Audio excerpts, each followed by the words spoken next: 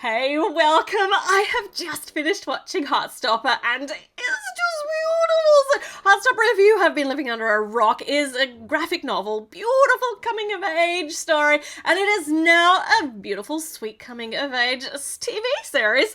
And, I mean, it's Pride Month, so this is a perfect time to do this, which I was doing anyway, but it just happens to coincide, so it was meant to be. So, the main characters, let's see if we can make them out of Lego mini dolls with a minimum of customization. I mean, it shouldn't be that hard, right? So first up, Charlie, main character. Charlie has got dark brown curly hair. All of this, the main characters all predominantly wear school uniforms, but I don't want to make school uniforms because one, it's boring, and two, it's boring. So I'm gonna just put them in the sort of clothes that they seem like they would wear, not too out of character. So for Charlie, of this jacket with the patches on the back, I mean, he's quirky and artistic. Surely maybe he wouldn't go too far out of his comfort zone to put patches on the back, but we'll ignore the back. The front looks really cute with the yellow stripes. For his head, I wanted to, I don't know, because these are teenagers, you're heading into adulthood, and I wanted to use this head, but Millie said no. It looks too creepy, so I'm using this head, which I kind of like, and I'll try this hair because it's got wild dark brown curly hair, and this, I don't know. I mean, it's wild enough dark brown curly, but it's probably too much of an Afro-American. We're not going to culturally appropriate. So let's use this hair, which is just really, really cute anyway. And I think that'll work really well. Okay, so, yeah, Charlie, done. Let's make Nick the rugby captain. And in the graphic novel, he's got dirty blonde hair. But in the TV show, he's like a dark ginger. Anyway, we'll give him some clothes that I think that he would probably wear. So yeah, jeans, and we need more Vans sneaker style shoes. This jacket I think would go really well. It's like an athletic sports jacket, your sports team. And no brainer to have Daniel's face because it's just, big grin, freckles, which is what I imagine him with the red hair. But I actually ordered the sandy blonde hair to go with this look, and it doesn't work at all. I love this hairstyle, but I just think it has to be like a dark reddy brown. So, throwing it away. Even though the graphic novel says it's supposed to be dirty blonde, I'm gonna go with the Netflix look because I just think it looks so cute. And he's got his dog Nellie, which is a brown and white border collie, which this is not. This is a Labrador. But you know what? There is actually reference in the TV series of him looking like a Labrador. So rather than having no dog, I reckon he could also, that's now Nellie. This is my own made-up version, obviously. I really think I want him to have a dog, and there's just no more appropriate one in Lego form. So, we have got Nick and Charlie. Let's make some more characters. So, who else? Who else is in our Team Charlie? Let's have Tao. And Tao should be pretty easy. So, I reckon I'm going to just try and mix up the bottoms. He's going to have brown boots, which I definitely can see him in. Some grey jeans. And this new purple hoodie piece, so perfect and cute for Tao, I think.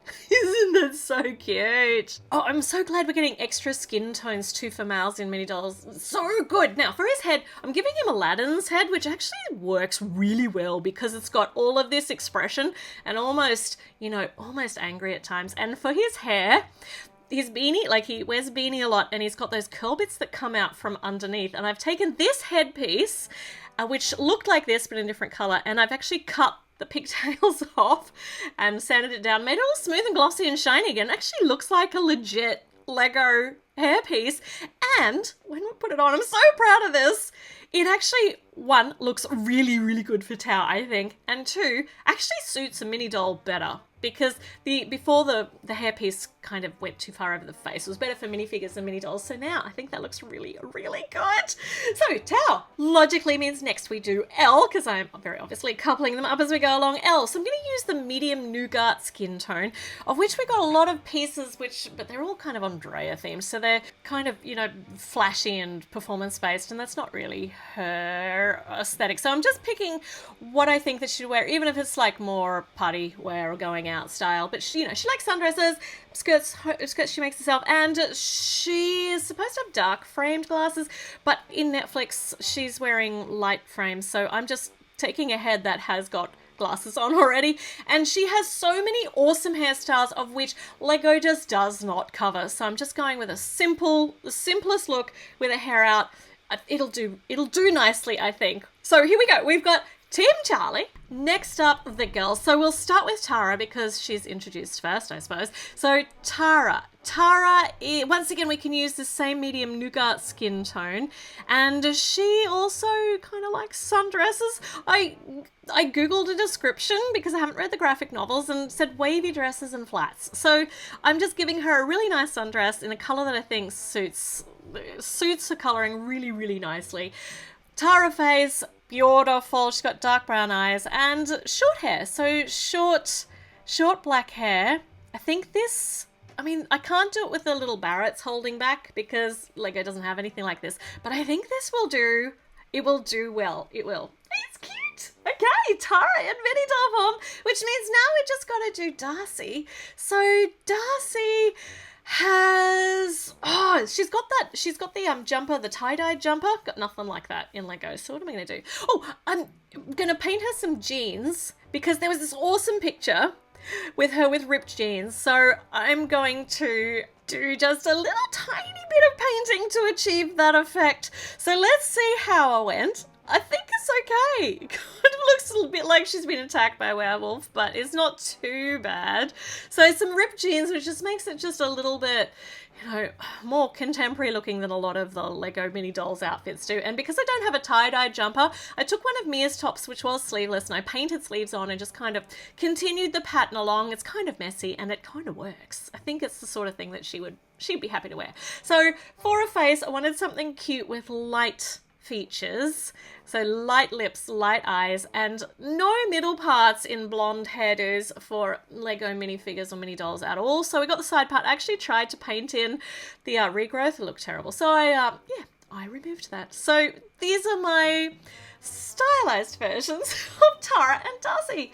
So that wasn't so hard. I don't know if you'll agree with my slightly fanfiction version, I suppose, of these characters, but I think that they're recognizable as them, even if they don't have their characteristic outfits on. Like, I really wish I had a tie-dye top for Darcy, I really do. Oh, but they look so good all lined up there or partnered all up there.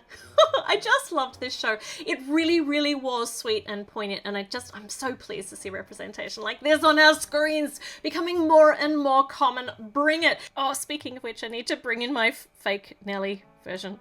We need border collies, Lego. Can we have one, please?